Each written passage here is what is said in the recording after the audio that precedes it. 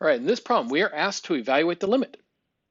All right, so the first thing we want to try here is looking to see, can I just plug the 0 in for x and have that just give me my answer? So let's actually do that first.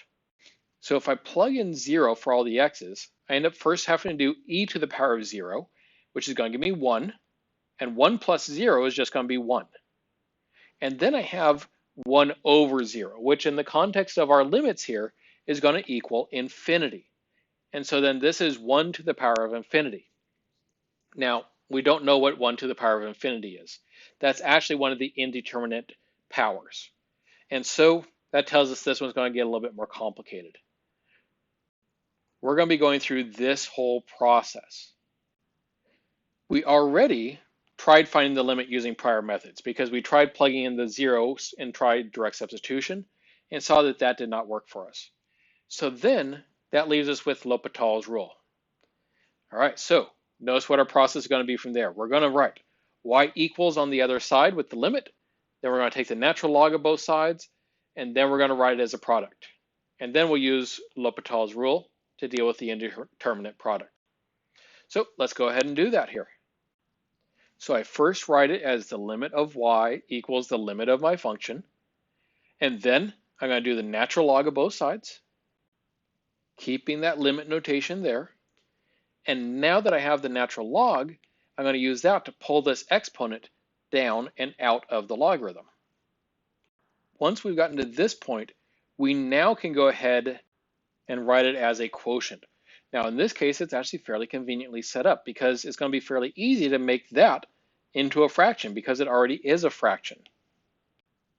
And now I can apply L'Hopital's rule to it. So I'm going to find the derivative of the top and the derivative of the bottom separately. So for that derivative of the top here, I'm going to be doing the derivative of natural log, which is 1 over whatever's inside of it. And so that's going to be 1 over e to the x plus x times the derivative of whatever's inside. And the derivative of that inside function is going to be e to the x plus 1.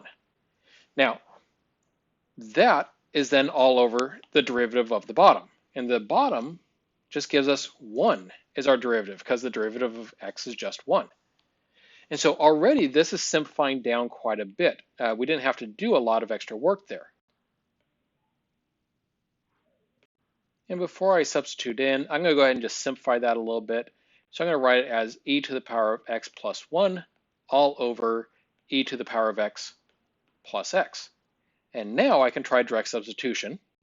So e to the power of 0 is going to give me 1. So on the top, I end up with 1 plus 1, which is 2.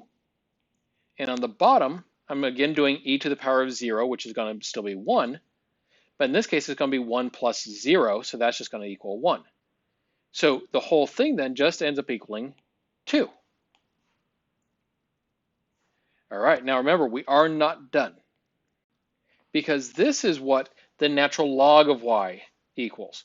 I want it to actually just be the limit over here as x is approaching 0 from the right of y.